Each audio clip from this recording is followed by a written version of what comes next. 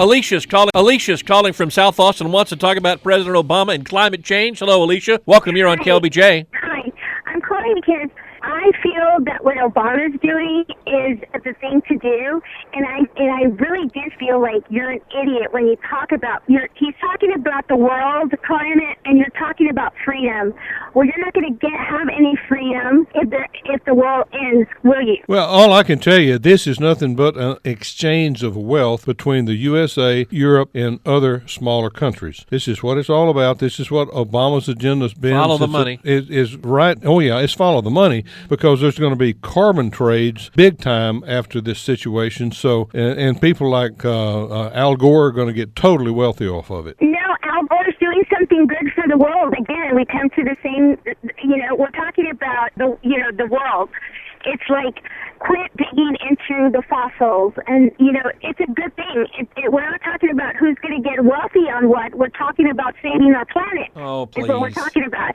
Right now, everybody's getting wealthy too. So you need to watch. I mean, what you say. You're always against what Obama's doing, but he's actually doing a good thing, because really, for our world to end in 10 years, if we don't do this now, the world will end. Alicia, do you endorse this even though it's unconstitutional? I endorse it. It's not that it's unconstitutional.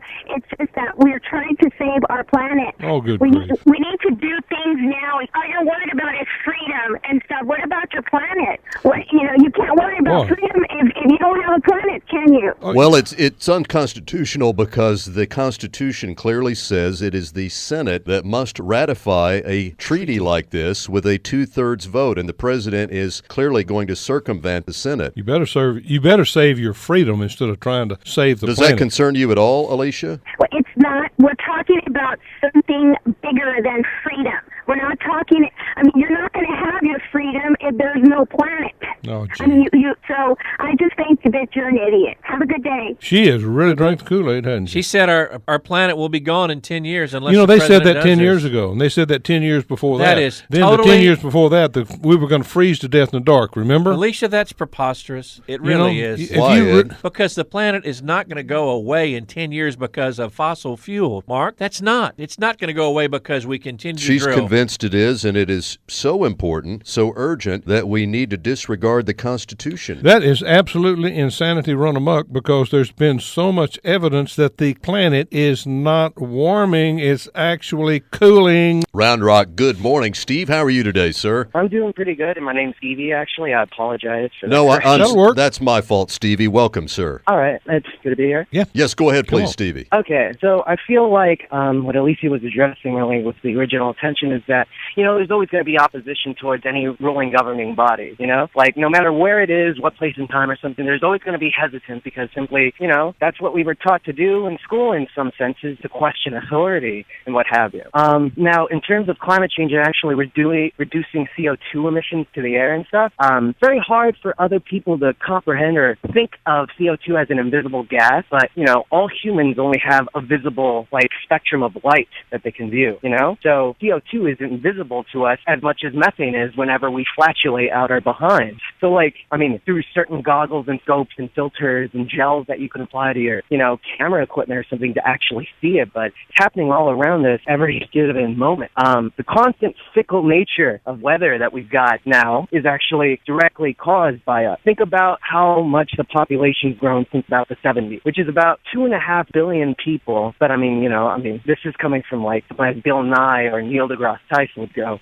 So it's kind of ridiculous how the notion is treated as if, Hey, dude, let me tell you something. Back during the Industrial Revolution, we were producing more carbon dioxide than... Actually, that's incorrect. We actually now produce 3 times the amount that we did at the booming and the height and apex of the Industrial Revolution. Stevie, on a percentage basis, how much do we need to cut our use of fossil fuels right now? 100%. You can't do that. 100%. In other words, quit breathing. Well, No, I I asked it. he said 100%. Wait, that's not what I asked him. I'm trying to put the brevity and the weight on the situation. Unfortunately, some people on the opposing end of climate change who don't believe it's actually existing are very radical and absolute in their, opinions. So I feel like the only way I can get attention or actual proper, connecting or assessment from that demographic is to be extreme by saying we absolutely just need to halt it and stop. Well, why did What great resource of energy do we have other than the sun, which has given us life on this rock?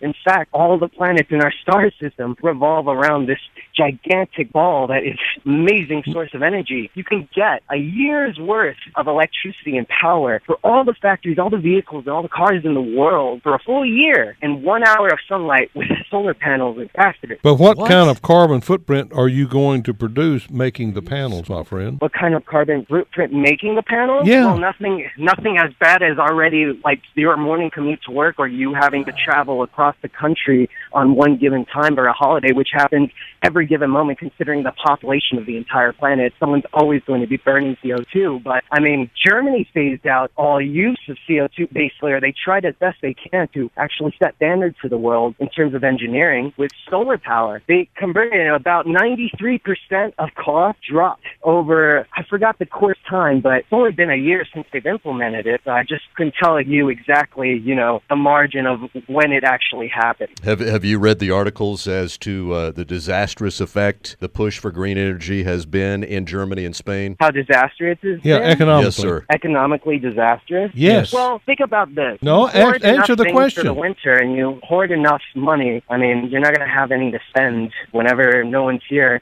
Any children you have right now, if there's a child born today, it's more than likely they're not going to live a healthy life past 15 years from now. Oh, Keep going at the rate we are going. Alicia said 10 years is all we have. Do you agree with that, or is it even shorter, Stevie? I think that's a pretty fair estimate considering the amount of stuff we keep putting in and how many cars are still and continuously manufactured. All right, sir. Well, Thank you. Hang on. Stevie, thank you. Appreciate the call, sir. Call back, Stevie. Thank you for weighing in, Stevie. Yeah, Sam, go ahead. What I'm saying is that, they've changed their tune so many different times. Remember, the oceans were going to rise and all the ocean cities were going to drown and we'd have to move them out. That didn't come to full fruition. In fact, they haven't moved at all when you really stop and think about it, to speak of. Stevie, I contend we've done a much better job on emissions with our vehicles than we did 5, 10, 15, 20 years ago. Scientists are working on that all the time.